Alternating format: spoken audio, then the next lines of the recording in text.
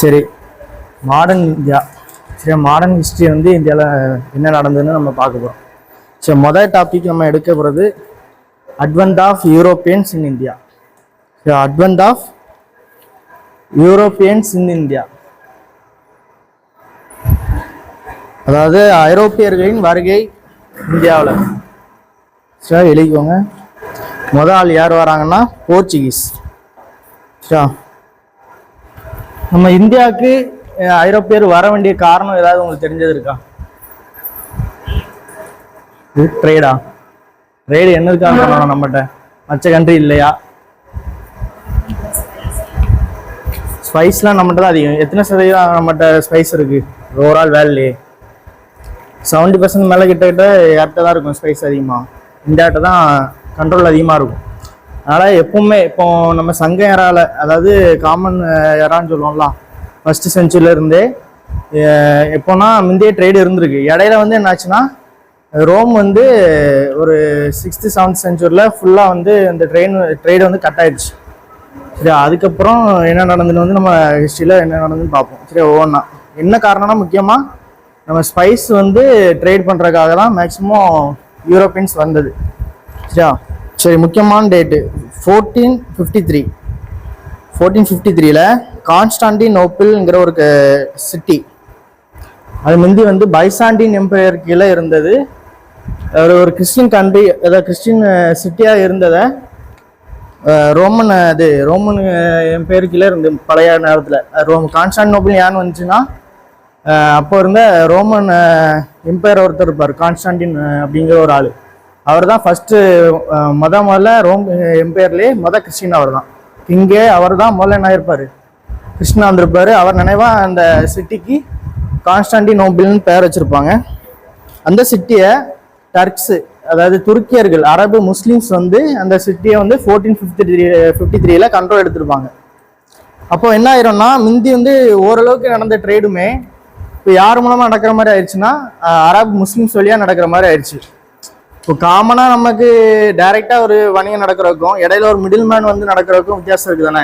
என்ன ஆகும்னா price increase ஆயிடுச்சு. அவங்க இடையில உள்ளவங்க கை பே தான் என்னது யூரோப்பியன்ஸுக்கு எல்லாம் வருது. அப்படிங்கிறப்ப அவன் ஃபிக்ஸ் பண்ணுறது தான் ரேட்டு, அவனை கொஸ்டின் பண்ணுறதுக்கு முடியாது. அப்படிங்கிறதுனால தான் அந்த ஒரு சி ரூட்டு நமக்கு இவனுக்கு அதாவது இந்த மிடில் இருப்பாங்க கான்ஸ்டாண்டினோப்பிள்னா. இப்போ வந்து அது என்ன சிட்டியாக அழைக்கிறாங்கன்னா இஸ்தான்புல்னு அழைக்கிறாங்க. சரிங்களா? கான்ஸ்டாண்டினோப்பிள் டர்க்கியில் தான் இருக்கும். இந்த டர்க்கி இருக்குதா? அப்படிங்கிறப்போ இங்கே வந்து இந்த சி ரூட்டுக்கு இங்கே வரையும் வந்துருச்சு. இங்கே தலைவமாக போய் மறுபடியும் சி ரூட் வழியாக ஐரோப்பாவுக்கு போகும். அவங்க என்ன பண்ணாங்கன்னா வேற ஏதாவது ரூட் வழியாக நம்ம இந்தியா ரீச் பண்ண முடியுமா அப்படின்னு பார்க்குறாங்க. அப்படி சுற்றி வந்து கண்டுபிடிக்கிறாங்க. அந்த ரூட்டு தான் அது பிரபலமாக ஆகுது. அதை பற்றி நம்ம பின்னாடி படிப்போம். சரியா? இப்போ 1453ங்கிறப்போ அந்த காலகட்டத்துலையுமே யூரோப்பியன்ஸுக்கு இடையில நிறைய இன்னோவேஷன் நடந்துச்சுன்னு சொல்லலாம். இப்போ கட்டடக்கலை மாற்றம், புதிய புதிய கண்டுபிடிப்பு, மேக்சிமம் அந்த நீங்கள் இப்போ அச்சு இயந்திரம், சயின்டிஃபிக் அந்த இன்னோவேஷன்லாம் அந்த டைமில் தான் வந்திருக்கும். 14th century 15th centuryல தான் மேக்சிமம் வந்திருக்கும். அப்படிங்கிறப்போ இந்த ட்ரேட்லேயுமே கொஞ்சம் அதிக முயற்சி எடுத்து அவங்க பண்ணுவாங்க. சரி, இன்னும் இப்போ கட்டடக்கலைக்கெல்லாம் வேணுங்கிறப்போ ட்ரேடு இருந்தால் தான், காசு இருந்தால் தான் பண்ண முடியும் இல்லையா? அப்படிங்கிறப்போ இந்தியா கூட எப்படியாவது வணிகம் பண்ணணுங்கிறக்காக அந்த முயற்சியை அதிகமாக எடுப்பாங்க. இதில் இந்த சி ரூட்டு கண்டுபிடிக்கிறதுலே முக்கியமாக பங்கெடுத்த 2 நாடு என்னன்னா போர்ச்சுகலும் ஸ்பெயினும். சரியா? அவங்க தான் அந்த முயற்சியில் அதிகமாக முன்னெடுப்பாங்க. அவங்களுக்கு ஹெல்ப் பண்ணுறதுக்கு மற்ற யூரோப்பியன்ஸ் கண்ட்ரி, நாட்டில் இருக்க அந்த ஸ்காண்டினேவியன் கண்ட்ரிஸு, மற்ற இடையில சின்ன சின்ன கண்ட்ரி இருக்கும்ல, அவங்களால தனிப்பட்ட முறையில் எடுக்க முடியாங்கிறனால இந்த 2 கண்ட்ரியும் அவங்களா போகிறனால அவங்களுக்கு காசு கொடுப்பாங்க. அந்த கண்ட்ரியில் இருக்க கிங்க்கு காசு கொடுத்து இவங்க அனுப்பி வைப்பாங்க. அவங்க 2 பேருமே சேர்ந்து முயற்சியில் தான் மேக்சிமம் எடுத்து வந்தது. சரியா? அவங்க என்ன பண்ணுறாங்கன்னா, அப்போ இருந்த பிரின்ஸ் ஹென்ரி ஆஃப் போர்ச்சுகல்னு ஒரு ஆள். சரியா? அவர் மூலமாக, அவருக்கு பேர் என்னன்னா நேவிகேட்டர்னு பேர் வச்சுருக்காங்க. அவருக்கு ஆசை என்னன்னா எப்படியாவது இந்த ட்ரேட் ரூட்டை கண்டுபிடிச்சி முஸ்லீம்ஸு கிட்ட இருந்து நம்ம ஜெயிக்கணுங்கிற மாதிரி ஒரு எண்ணம் கொண்டவர். அதுக்காக போப்புமே சப்போர்ட் பண்ணுறாரு. அப்போ இருந்த போப் யாருன்னா போப் நிக்கோலஸ் V. சரியா?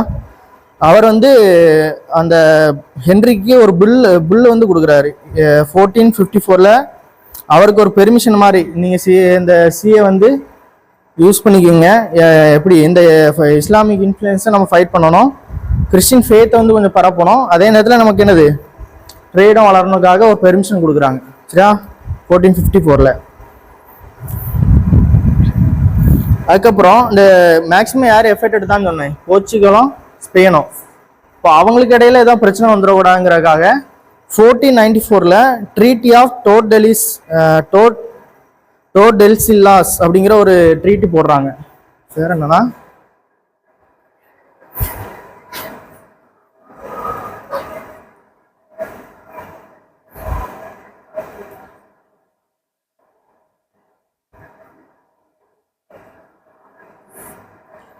டோர் டெஸ்ஸில்லா அப்படிங்கிற ஒரு பேர்ல.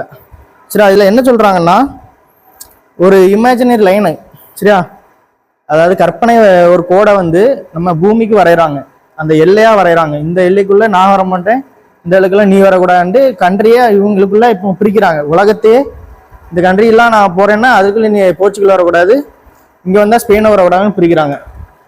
அப்போ என்ன பண்ணுறாங்கன்னா மேக்ஸிமம் அந்த சென்டரில் இருக்க கண்ட்ரிஸ் எல்லாமே போர்ச்சுகல் கண்ட்ரோலில் வந்துடும். சரியா, போர்ச்சுகலுக்கெல்லாம் வந்துடும்.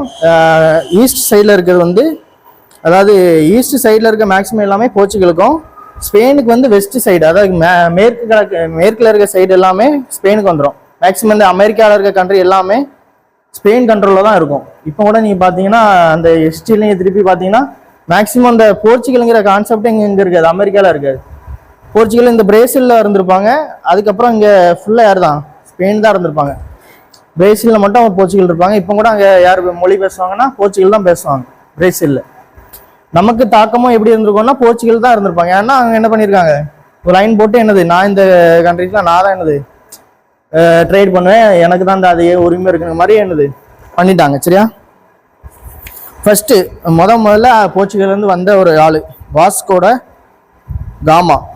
சரியா, சரி, அவர் எப்போ வராருன்னா மே 1498 மே 1498 வராரு. அவருக்கு துணையா ஒரு மாலுமி வந்து அப்துல் மஜீத்ங்கிறவர் அவர் கூட வராரு. அவர் எந்த ஊருன்னா குஜராத்தில் இருக்க ஒரு ஆள். சரியா, அப்துல் மஜீத். அவன் எங்கே வராங்கன்னா முதல்ல கோழிக்கோடு காளிக்கட்டுங்கிற இடத்துக்கு, கேரளாவில் இருக்க ஒரு இடம். சரியா, தமிழில் எப்படின்னா கோழிக்கோடுன்னு சொல்லுவோம், நம்ம அங்கே இங்கிலீஷில் எப்படி சொல்கிறாங்க, காளிக்கட்டு அப்படின்னு சொல்கிறாங்க. அப்போ வந்து அங்கே இருந்த ஒரு அரசர்கிட்ட என்னது பெர்மிஷன் வாங்குறாங்க, எங்களுக்கு இந்த ட்ரேட் பண்ணுறதுக்கு பெர்மிஷன் வேணும் அப்படின்னு சொல்லி. அப்போ என்னன்னா முக்கியமான ட்ரெயின் என்னன்னா, அதுக்கு முன்னாடி யார் இருந்திருப்பா,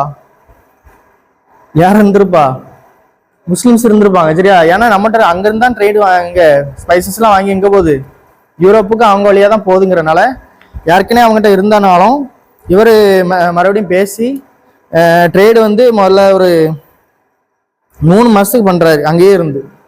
சரி, பெர்மிஷன்லாம் வாங்கி 3 மாதத்துக்கு இருந்து பெப்பர் ட்ரேடை, அதாவது மிளகு சொல்லுவோம்ல, மிளகு ட்ரேடை வந்து அதிகமாக பண்ணுறாரு. அதில் என்னன்னா இப்போ நம்ம அவர் பண்ணுறத விட இப்போ நார்மலாக பண்ணியிருந்தா முஸ்லீம்ஸ் வந்து போகிற வழியாக வந்தால் நம்ம 10 மடங்கு அதிகமாக கொடுக்குற மாதிரின்னு இருக்கும், அவன் கொடுக்க வேண்டியே இருக்கும்.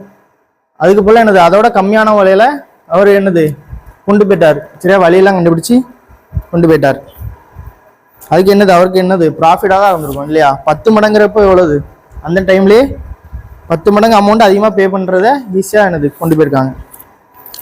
அவங்க வந்த வழி என்னன்னா மேக்ஸிமம் என்னன்னா, இப்போ போர்ச்சுகல் இங்கே இருக்குன்னா இந்த ஆப்பிரிக்கா இப்படி சுற்றி வந்திருப்பாங்க.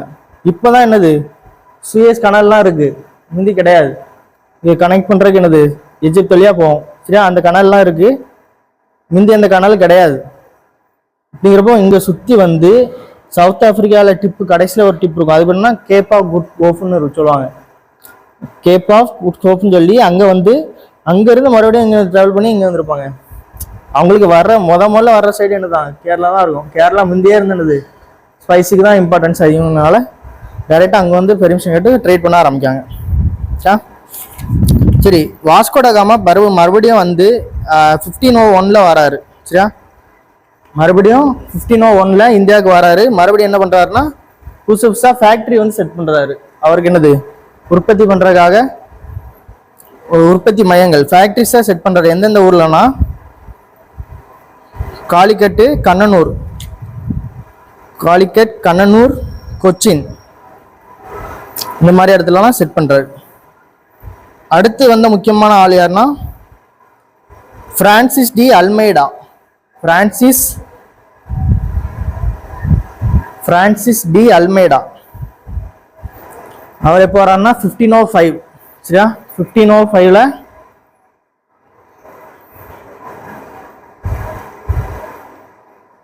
இப்போதான் முதல்ல என்ன பண்றாங்கன்னா போர்ச்சுகல்ல கிங் வந்து என்ன பண்றாருன்னா இப்போ ட்ரேட்லாம் நிறைய அதிகமாக நடக்குது, இதை கண்ட்ரோல் பண்றதுக்காக என்ன பண்ணணும்னு நினைக்காருன்னா கவர்னரா அப்பாயிண்ட் பண்ணணும்னு நினைக்காரு. முதல்ல வந்த கவர்னர் யாருன்னா இவர் தான். சரியா, பிரான்சிஸ் டி அல்மெய்டா கவர்னர். சரியா, அவர் எத்தனை வருஷம் இருப்பாருன்னா அவருக்கு டேம் வந்து 3 வருஷம். சரி, அவருக்கு கொடுத்த டாஸ்க் என்னன்னா, சரியா, ஒரு குறிக்கோள் என்னன்னா அவர் என்ன சொல்லியிருக்காங்கன்னா அவர் புதுசாக வந்து என்னதுன்னா போர்ச்சுகீஸ் கண்ட்ரோலை வந்து ஒருங்கிணைக்கணும் இந்தியாவில் அப்படின்னு சொல்லியிருக்காங்க. அது போக முஸ்லீம் ஸ்டேட்டஸோட எல்லாத்தையுமே சீஸ் பண்ணணும், அதாவது கண்ட்ரோல் எடுக்கணும். எந்தெந்த இடத்துலன்னு சொல்கிறாங்கன்னா ஏடனு, ஆர்மூஸ், மலாக்கா இது எல்லாமே எங்கன்னா அவருக்கு வர்ற வழி. இப்போ ஏடன்னா இங்கே இருக்கும், இந்த அரேபியா இந்த சைடில் இருக்கும். சரியா, அந்த மாதிரி முக்கியமான இடத்துல அவங்களுக்கு கண்ட்ரோலில் இருக்க முஸ்லீம் ட்ரேடை வந்து நீங்கள் சீஸ் பண்ணி கண்ட்ரோல் எடுங்கன்னு சொல்லியிருக்காங்க. சரி, அவர் வந்து மறுபடியும் இங்கே வந்து ஃபோர்ட்ரஸ்லாம் கட்டுறாரு. அட்ரஸ் அவங்களுக்கு ஃபோர்ட்ரஸ் கட்டுறதுக்குமே, அதாவது என்ன இந்த பில்டிங் என்ன சொல்லுவாங்க ஃபோர்ட்ரஸ்க்கு தமிழில்? ஃபோர்ட்ரஸ். அதெல்லாம் கொச்சி, கண்ணனூர், கில்வாலெல்லாம் கெட்ட சொல்லியிருக்காங்க. அப்புறம் மறுபடியும் என்னன்னா அதுக்கப்புறம் இந்த பிரச்சனை நடந்திருக்கும்ல, இப்போ அவங்க கண்ட்ரோல் எடுக்கணும்னு சொல்லியிருக்காங்கல்ல முஸ்லீம்ஸை, முக்கியமான அவங்களோட ட்ரேட் சென்டர்லாம் கண்ட்ரோல் எடுக்கணும்னு இவங்களை அறிவுரை சொன்னோன்னே இவங்களுக்கு அந்த முயற்சிலாம் எடுக்க போச்சுல 1507ல் போர்ச்சுகீஸ் வந்து ஒரு நேவல் பேட்டில் நடக்குது. அதில் என்னன்னா கடலில் சண்டை நடக்குது. யாருன்னா எஜிப்தும் குஜராத் நேவியும் சேர்ந்து யாரும் அடிக்கிறாங்க, போர்ச்சுகீஸை அடிக்கிறாங்க. அப்போ வந்து அவர் அல்மெய்டாஸோட மகன் வந்து கொல்லப்படுறாரு. சரியா, 1507ல் இப்போ பிரச்சனை ஆகி யாருக்கும் வராங்க, எஜிப்தும் குஜராத்தில் இருக்கவங்களும் சேர்ந்து போர்ச்சுகீஸ் சண்டை போட முடிச்சு அவரோட பையன் கொல்லப்படுறாரு. அதுக்கப்புறம் என்னன்னா அவர் மறுபடியும் ரிவெஞ்ச் எடுக்காரு. 1 வருஷம் கழிச்சு அவர் வந்து இந்த 2 நேவிஸையும் என்னது காலி பண்ணி விட்டுறாரு. சரியா, இந்த மறுபடியும் என்னது அவங்க 2 பேரையும் காலி பண்ணிட்டு அவரோட நோக்கமே என்னன்னா போர்ச்சுகீஸ் தான் இந்த இந்தியன் ஓஷனை கண்ட்ரோல் பண்ணணும்னு சொல்றாரு. அதுக்காக அவர் வச்ச பாலிசி பேர் என்னன்னா ப்ளூ வாட்டர் பாலிசின்னு சொல்லுவாங்க. போர்ச்சுகீஸ் மட்டும்தான் இந்த இந்தியன் ஓஷனை கண்ட்ரோல் பண்ணணும் அப்படின்னு சொல்லி அவரோட நோக்கமே என்னன்னா இப்போ முஸ்லீம் இருந்தாங்க, அவங்க கூட சண்டை போட்டு என்னது இப்போ மறுபடியும் என்னது ஜெயிச்சிட்டாரு. இப்போ அவர் நோக்கமே என்னதான் இந்தியன் ஓஷனை அவர் கண்ட்ரோல் எடுக்கணும். அப்படிங்கிறதுனால அவர் பேர், அந்த பாலிசி பேரை என்ன சொல்றாங்கன்னா ப்ளூ வாட்டர் பாலிசின்னு சொல்றாங்க. சரியா,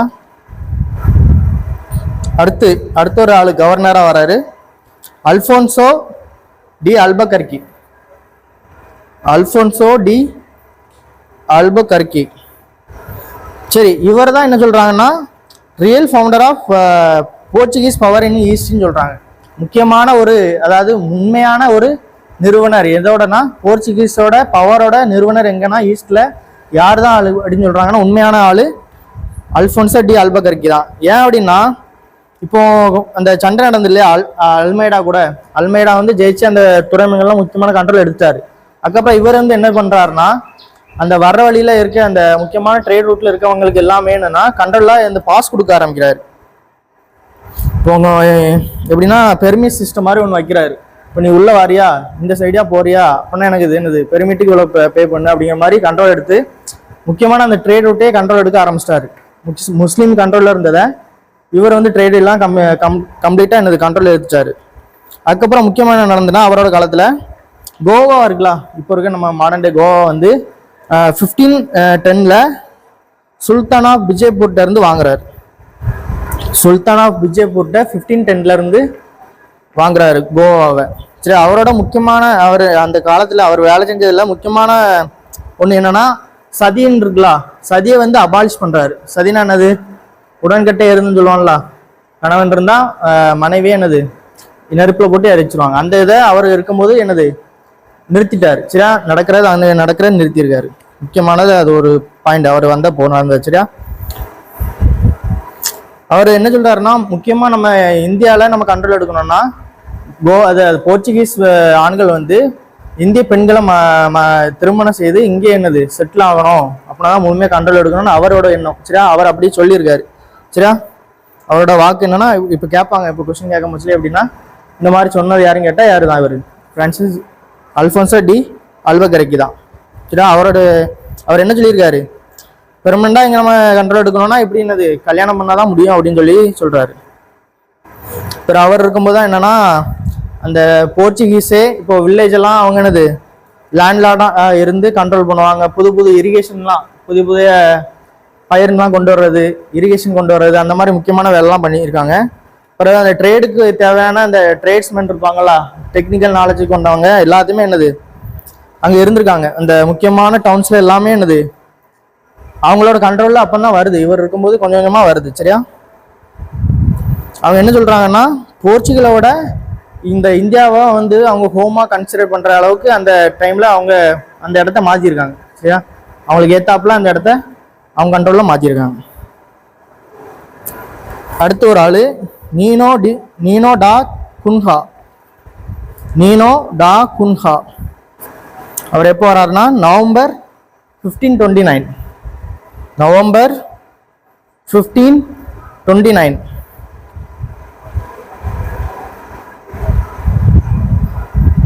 அவர் வந்த ஒரு வருஷத்துலேயே ஹெட் குவார்ட்டர்ஸ் அவங்களோட தலைமையகம் இருக்கும்ல, அது கொச்சின்ல இருந்து கோவாக்கு மாத்துறாரு. சரியா, ஒரு வருஷத்துல கொச்சின்ல இருந்து எங்க மாத்துறாரு, கோவாக்கு மாத்திடுறாரு.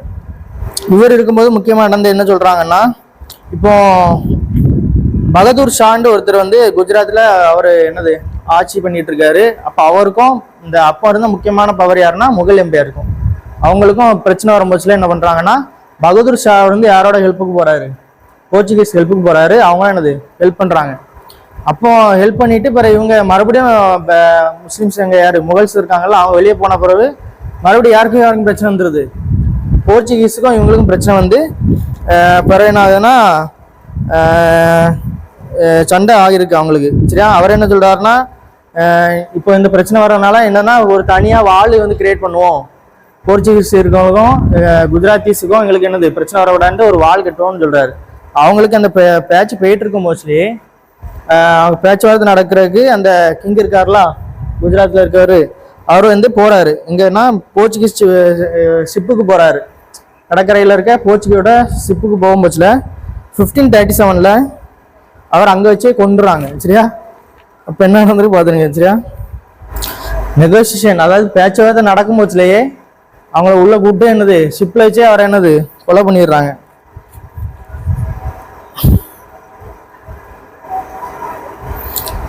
இவர் கண்கா இருக்கும் போச்சுல என்னன்னா, இந்த அவருக்கு மேற்கு பக்கம் ஆயிடுச்சு இல்லையா, குஜராத் கேரளா அந்த பார்டர்லயே இல்லாம மேலும் இந்த வெஸ்ட் பெங்கால் இருக்குல்ல நமக்கு, இந்த சைட்லயுமே அவரோட போர்ச்சுகீஸோட இன்ஃப்ளூயன்ஸ் அதிகமா கொண்டு வரணும்னு அவர் நினைச்சிருக்காரு. அந்த முக்கியமான இடம்னா பெங்கால்ல ஹூக்லின்னு ஒரு இடம் சொல்லுவாங்க. சரியா, அதுக்கப்புறம் பிரிட்டிஷ்லாம் வந்து கையில எடுத்திருப்பாங்க, அது பார்ப்போம்.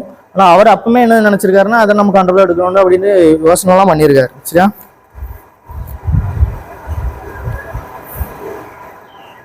அப்பவுமே என்ன பண்ணியிருக்காருன்னா, போர்ச்சுகீஸ் நேஷனல்ஸ் அவங்க முக்கியமான போர்ச்சுகீஸ் ஆள் இருப்பாங்கல்ல, அப்பவுமே எங்க கொண்டு போய் செட்டில்மெண்ட்லாம் பண்ணியிருக்காரு ஹூக்லியில. சரியா, சரி, அவங்க போர்ச்சுகீஸ் இங்க வந்து செட்டில் ஆகிறதுக்கு அவங்களுக்கு முக்கியமா இருந்த ஃபேவரபிள் கண்டிஷன் என்னன்னு பார்ப்போம். முக்கியமா அவங்களுக்கு உதவுன காரணங்கள். சரியா, உதவுன காரணங்கள் அவர் என்ன சொல்றாங்கன்னா, குஜராத்தை தவிர்த்து நாதன் பாட்டு எல்லாமே சின்ன சின்ன கிண்டமா இருந்து அப்படின்னு சொல்றாங்க. அதனால என்னன்னா அவங்களுக்குள்ளேயே என்னது சண்டை போட்டுட்டு இருப்பாங்க, இவங்களெல்லாம் மேனேஜ் பண்றதுக்கு என்னது யோசிக்கிறதுக்கு அவங்க நேரம் இல்லை. அதனால அவங்க ஈஸியா என்னது உள்ள வந்திருக்காங்க. பிறகு நம்ம சவுத்துலயுமே சில பிரச்சனைலாம் போயிட்டு இருக்கு. அந்த அவங்க வந்த டைம்ல என்னன்னா பாமனி கிங்டம்ஸ் இருந்தாங்க, அதுக்கப்புறம் என்னது சுல்தானேட்ஸ் வந்தாங்க, அவங்களுக்குள்ள சில பிரச்சனை அப்படின்னு அதை பயன்படுத்திக்கிட்டாங்க. அவங்களுக்கு போறது 2 பேருக்கு என்னது போய் ஹெல்ப் பண்றது அப்படிங்கிற மாதிரி வந்திருக்காங்க. அப்போ தான் என்னது விஜயபுர சுல்தான் வந்து என்ன பண்ணியிருக்காரு, கோவாவெல்லாம் எழுதி கொடுத்துருக்காரு. சரியா, புரியுதுல்ல, அப்போ அவங்களும் இருந்திருக்காங்க. டெக்கான்ஸ்ல ஹிந்து ரூல்ஸும் இருந்திருக்காங்க, பாமனி கிங்டம்ஸும் இருந்திருக்காங்க. ஒரு சண்டை வந்திருக்கு, அவங்களுக்குள்ளே எப்படி இருந்தனால அவங்க என்னது ஈஸியாக உள்ள வந்திருக்காங்க.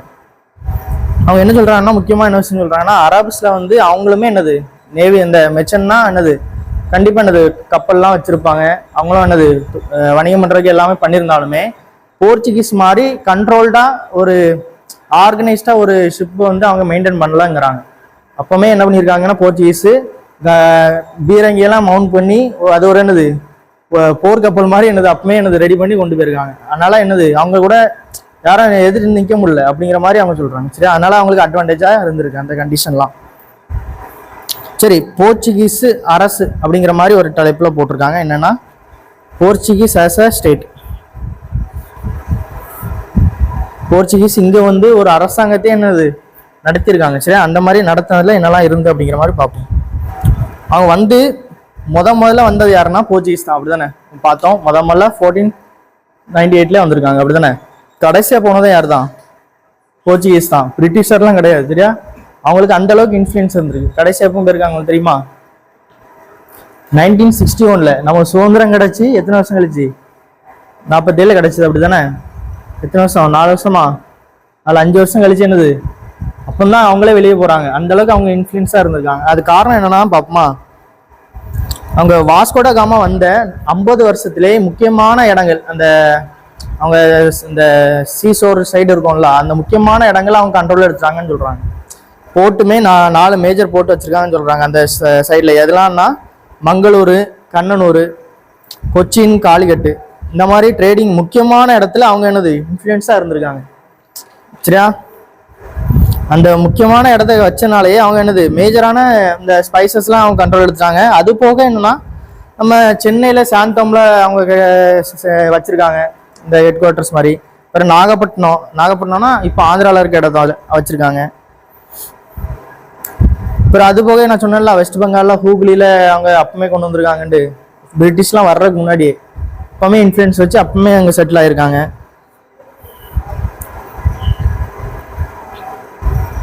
பிறகு என்னது முக்கியமா விஜயபூர் சுல்தான்ட இருந்து கோவா வாங்கினது, அதெல்லாம் முக்கியமான மூவ் தான். சரியா, அப்பவுமே வாங்கியிருக்காங்க. அதுக்கப்புறம் என்ன சொல்றாங்கன்னா, எல்லாருக்குமே அவங்க ஹெல்ப் பண்ணி அவங்க வளர்ந்துக்கிட்டான்னு சொல்றாங்க. எப்படின்னா, இப்போ நான் சொன்னால சதர்ன் டிஸ்ட்ரிக்ட் இந்த ஸ்டேட்ஸ்லேயே இப்போ விஜயநகரம் எம்பையருக்கும் டெக்கான் சுல்தானுக்கும் சண்டை வருதுன்னா அவங்களுக்கும் ஹெல்ப் பண்ணுவாங்க, இவங்களுக்கும் ஹெல்ப் பண்ணுவாங்க. விஜயநகரா இது முக்கியமான யாரு? கிருஷ்ணதேவராயர் இருக்காருல்ல, அவர் கூட போர்ச்சுகீஸ் போயிருப்பாங்க சண்டைக்கு. யார் கூட? சுல்தானுக்கு எதிராக. அப்போ எப்படி சுல்தான்ட இருந்து இவங்க கோவா எழுதி வாங்கியிருப்பாங்க. இப்போ அவங்களுக்கும் ஹெல்ப் பண்ணியிருக்காங்கன்னு அர்த்தம். தெரியா, எல்லாருக்கும் இணங்கி போய் அவங்க வளர்ந்துக்கிட்டாங்க. கடைசி எப்போ போயிருக்காங்கன்னா, நான் சொன்ன மாதிரி 1961 மேக்சிமம் அந்த விட்டு முழுதிமா வெளியே போயிட்டாங்க. சரியா, சரி, அவங்களோட ரிலிஜியஸ் பாலிசி, சரியா, மத சம்பந்தமான பாலிசி அவங்களுக்கு என்ன இருந்ததுன்னு பார்த்துருவோம். சரியா, சின்ன பாலிசி நான் சொன்னது ஆரம்பம் எங்க ஆரம்பிக்குது? கான்ஸ்டாண்டினோபிள் சிட்டி வந்து எங்க போகுது? முஸ்லீம் கையில போகுது. அப்பவுமே அவங்களுக்கு என்னது வெறுப்பாயிருச்சு. சரியா, அதுக்கு முன்னாடியே நடந்திருக்கு, குருசைடு வார்லாம் நடந்திருக்கு. அப்பவும் யார் தான் போயிருப்பா? யூரோப்பியன்ஸ் தான் எங்க போயிருப்பாங்க சண்டை போட? எருசலேமுக்கு போயிருப்பாங்க. அப்போ எப்பவுமே பகையா இருந்தது தான். அவங்க இங்க வர முச்சுனா ரிலீஜியஸ் சைடா என்ன பண்றாங்கன்னா, கிறிஸ்டியானிட்டிய என்னது பரப்பணும் தான். அது போக முஸ்லீமே என்னது அது எப்படியா என்னது வெறுத்தாங்க அப்படின்னு சொல்லலாம். சரியா, அவங்க அங்க அப்படி நடந்தனால அவங்க எப்படி இங்கே கொண்டு வராங்க, இங்கே அவங்களோட இன்ஃப்ளூயன்ஸ் கொடுத்து வந்து பெர்சிக்யூட் பண்ணாங்க, அவங்கள கஷ்டப்படுத்துறாங்கன்னு சொல்றாங்க அந்த டைம்ல. சரியா, முஸ்லீம்ஸ் முதல்ல வந்து ஹிந்துஸுமே அவங்க இணக்கமாக தான் இருந்திருக்காங்க. போக போக அவங்களையுமே சில நேரத்தில் கஷ்டப்படுத்தியிருக்காங்க. அந்த அவங்க இருந்த கோவா சைட்லலாம் ஏதோ இன்கேஷன் நடந்திருக்கலாம் அப்படின்லாம் சொல்றாங்க. சரியா, முஸ்லீம்க்கு எதாவது நடந்திருக்கு, ஹிந்துஸ் எதிராகவும் நடந்திருக்கு. அதே நேரத்தில் என்னது சதியுமே என்னது பேன் பண்ணியிருக்காங்க. அந்த டைம்ல முக்கியமாக இருந்த ஒரு மோசமான விஷயத்தையுமே என்னது பேன் பண்ணியிருக்கிறாங்க. அப்போ அந்த டைம்ல என்னன்னா, அக்பர் வந்து இருந்திருப்பாரு. சரியா, ரூல் பண்ணும் போச்சுல அவர் என்னன்னா எல்லா மதத்துல இருக்க குட் கான்செப்ட் எடுத்து அவர் ஒரு புது மதத்தை தோச்சிக்கிற மாதிரி சொல்லி ஐடியா பண்ணியிருப்பார். அப்போ என்ன பண்ணியிருப்பாங்கன்னா, எல்லா மதத்துல இருந்து இந்த டிஸ்கஸ் பண்றதுக்குண்டு ஆட்கள் கூட வரும் போச்சுல இங்க யார் போயிருப்பா? போர்ச்சுகீஸ்ல இருந்து ஜெசஸ் ஃபாதர்ஸ், சரியா, கிறிஸ்டின்ஸ் ஃபாதர்ஸ் வந்து போயிருப்பாங்க. அவங்க என்ன நினைக்காங்கன்னா, இங்க இருக்க முஸ்லிம்ஸ் ரூலரை வந்து கிறிஸ்டியானிக்கு கன்வெர்ட் பண்ணிட்டோம் அப்படின்னா மேக்சிமம் என்ன எல்லாரும் கிறிஸ்டியனா ஆயிடுவாங்க, ஒரு நோக்கம் அவங்களுக்கு இருந்திருக்கு. சரியா, அப்ப எப்படின்னா, ரோம்ல இருந்த ஒரு எம்பையர் தான் யாரு? கான்ஸ்டாண்டின்ங்கிற ஒரு எம்பையர் தான் கிறிஸ்டியன் கன்வெர்ட் ஆன பிறகு ரோம் ஃபுல்லாமே என்னதாயிடுச்சு? கிறிஸ்டியனாக ஆயிடுச்சு. சரியா, அதுக்கப்புறம் தான் கொஞ்சம் கொஞ்சமாக இந்த ரோம் ஃபாலோ ஆயிடுச்சு அப்படின்னு சொல்கிறோம். அதுக்கப்புறம் கிறிஸ்டியானிட்டி வளர்ந்துட்டு அந்த மாதிரி ஒரு கான்செப்ட் போகுது. அதே மாதிரி இவங்க என்ன நினைக்காங்கன்னா, இங்கே இருக்க முஸ்லீம் ரூலரை வந்து கிறிஸ்டியன் கன்வெர்ட் பண்ணிட்டோம் அப்படின்னா மேக்ஸிமம் என்னதாகிடுவாங்க, அங்கே இருக்க முஸ்லீம்ஸுமே கிறிஸ்டியன்ஸ் ஆயிடுவாங்கன்னு நினைக்கிறாங்க. அதனால அவங்க பேச போவாங்க. மேக்ஸிமம் அங்கேருந்து ஃபாதர்ஸ்லாம் பேச போயிருக்கிறாங்க. முதல்ல எப்போ போயிருக்காங்கன்னா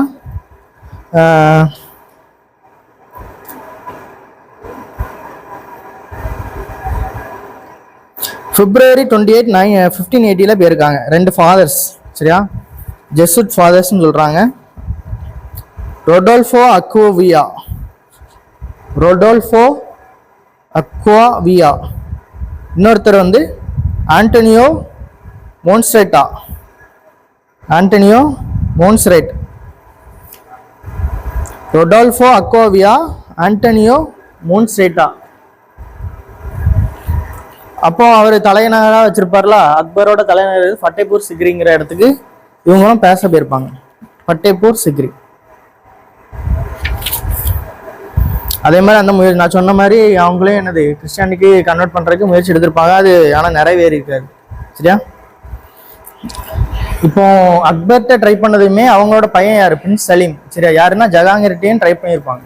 அவங்க என்னன்னா அவங்களையும் கிறிஸ்டியானிட்டி கன்வெர்ட் பண்ணுறதுக்கு ட்ரை பண்ணியிருப்பாங்க. அதுவுமே நான் ஃபெயிலியர் ஆயிருக்கும். ஏன்னா அது போக அவங்க போர்ச்சுகீஸ் வைஸ்ராய் இருந்திருப்பாங்கல்ல, அவங்களுக்கும் அந்த அரசர் ஜஹாங்கீருக்கும் சில பிரச்சனை வந்ததுனால இவங்க எடுத்த அந்த முயற்சி வந்து ஃபெயிலியர் ஆயிருக்கும். சரியா, அடுத்து முக்கியமான பாயிண்ட், போர்ச்சுகீஸ் வந்து முஸ்லிம்ஸ் ரூலர் முகல்ஸ் இருக்காங்கல்ல, அவங்ககிட்ட இருந்து ஃபேவரை வந்து எப்படி லூஸ் பண்ணாங்க, அவங்களோட முக்கியத்துவத்தை எப்படி லூஸ் பண்ணாங்கன்னு பார்ப்போம். சரியா, முக்கியத்துவத்தை முகல்ஸ்ட்டே எப்படி இழந்தாங்க, அது எப்படி இழந்தாங்கன்னு பார்ப்போம். 1608 கேப்டன் வில்லியம் ஹாக்கிங்ஸுங்கிறவர், கேப்டன் வில்லியம் ஹாக்கிங்ஸ். சரியா, அவரோட ஷிப்பு பேர் வந்து ஹெக்டர். அவர் எங்க வராருன்னா சூரத்துங்கிற இடத்துக்கு வர்றார். அவர் எந்த நாட்டுக்காரர்னா இங்கிலாந்து நாட்டுக்காரரு. இப்போ யார் உள்ள வரா என்று யார் வராங்க, பிரிட்டிஷ் வராங்க. சரியா, முதல்ல அப்போ ஆட்சி செஞ்சுட்டு இருக்காரு யார், அவங்க வந்த டைம்ல ஆட்சி செஞ்சிருக்கவங்க யாருன்னா ஜஹாங்கீர். சரியா, ஜஹாங்கீர் வந்து அந்த டைம்ல முகல் ரூலரா இருக்காரு. அவரு ஹாக்கிங்ஸ் வராருல, அவர் யாரு அவங்க கண்ட்ரியில அப்போ ரூலரா இருக்காருன்னா ஜேம்ஸ் ஒன்னுங்கிறவர் வந்து அவங்க கண்ட்ரியோட கிங்கா இருக்காரு. அவர்கிட்ட இருந்து எனது லெட்டர் கொண்டு வந்து இவர்கிட்ட எனது ப்ரெசென்ட் பண்றாரு. எங்களுக்கு பிஸ்னஸ் பண்ண பெர்மிஷன் வேணுங்கிறாரு. சரியா, இப்போ யாருக்கு கொஞ்சம் கடுப்பாகும், யாருக்குன்னே ஒரு ஆளு முக்கியமான ஒரு ஆள் இருக்கு, எத்தனை வருஷமா இருக்காங்க இவங்க, 608 தான் வராங்க. அவங்க எப்போ வராங்க, 1498 வந்தாச்சு. 100 வருஷம் முன்னாடி வந்தவனே என்னது உள்ள வியாபாரம் பண்ண முடிச்சு. இவங்க வந்தோடனே அவங்களுக்கு என்ன ஆகும், எப்படியே தடுக்க பார்க்காங்க. சரியா, டைரக்டா போய் பேசுறாங்க. ஃபாதர்ஸ் மூலமா வந்து ஜஹாங்கீர்கிட்ட இவங்க அலோவ் பண்ணக்கூடாதுன்னு சொன்னாங்க. ஆனாலும் கேட்கல. அவர் அலோவ் பண்ணிடுறாரு. எப்பன்னா அவர் என்ன முக்கியமான காரணம் என்ன சொல்றாங்கன்னா, ஹாக்கிங்ஸ் வந்து அவருக்கு டர்க்கிஷ் லாங்குவேஜ் வந்து தெரியுங்கிறாங்க. அவர் இன்டர்பிரேட்டரி பண்றதுக்கு ஒரு ஆள் வச்சு பேசணும்னு அவசியம் இல்லாம டைரக்டா ஜாலியா ஒரு லாங்குவேஜ் தெரிஞ்சவங்களுக்கு பேசுறதுக்கும் நம்ம ஒரு ஆள் வச்சு பேசுறதுக்கு பேசுறதுக்கு அப்படி பேசி அவர் கன்வின்ஸ் பண்ணிடுறாரு. அப்ப என்ன பண்றாருன்னா ஜஹாங்கீர் வந்து ஹாக்கிங்ஸை ஒரு அப்பாயின்மெண்ட், ஒரு பதவி கொடுக்குறாரு. மன்சப்தார்னு ஒரு பதவி. நீ அவங்க முகல்ஸ் படிக்கும் போது நமக்கு தெளிவா படிப்போம். மன்சப்தாருங்கிற பதவியை கொடுக்குறாரு. சரியா, மன்சப்தார் ஆஃப் 400 400 இடத்துக்கு மன்சப்தாரா நியமிக்கிறாரு. அவருக்கு சேலரியும் கொடுக்குறாரு. அப்போ அந்த டைம்ல எவ்வளோன்னா 30,000 கொடுக்குறாரு. ஆனா என்ன சொல்றாங்கன்னா அது அவரு வாங்கல அப்படிங்கிறாங்க, அவருக்கு கொடுக்கப்படல அப்படிங்கிறாரு. சரியா, ஹிஸ்டரியில எழுதுறாங்க, பார்த்துக்கலாம். இப்போ அவங்களுக்கு ட்ரைனிங் பேஸ் இது வாங்கிட்டாங்க பெர்மிஷனு. அப்போ என்ன பண்ணிச்சு, பிரச்சனை ஆயிடுச்சு. இருக்கும் போர்ச்சுகீஸுக்கும் இங்கிலாந்தும் பிரச்சனை ஆனவொன்னா அவங்களுக்கு இடையில ஒரு ட்ரூஸ் மாதிரி போட்டுருக்காங்க, ஒரு ஒப்பந்தம் மாதிரி போட்டு பிரச்சனை பண்ணாண்டாங்கிற மாதிரி பண்ணியிருக்காங்க. யாருக்கா இருக்கும்னா போர்ச்சுகீஸும் முகலும் பேரும் ஒரு ட்ரூஸ் போட்டு அவங்கள கன்வின்ஸ் பண்ணியிருக்காங்க. இங்கிலீஷ் வந்தனால உங்களுக்கு எப்படி என்னது விட்டுட்டு போறது மாதிரி ஒரு ட்ரூஸ் போட்டிருக்காங்க. ஆனாலும் அவங்க கேட்கல. சரியா, போர்ச்சுகீஸ் வந்து என்ன பண்றாங்கன்னா ஹாக்கிங்ஸோட ஷிப் வந்து உள்ள வர்றத தடுத்துருக்காங்க. எப்போனா போட்டு இப்போ நம்ம சூரத்துக்கு வராங்கன்னு சொன்னால அதே இடத்துக்கு வர்றப்போ அவங்க என்ன பண்ணியிருக்காங்கன்னா போர்ச்சுகீஸ் வந்து தடுத்துருக்காங்க. அப்போ அவர் கடுப்பாக என்னன்னா கிளம்பி போயிட்டு மறுபடியும் வந்து கிளம்பி வராரு. எப்போனா 16/12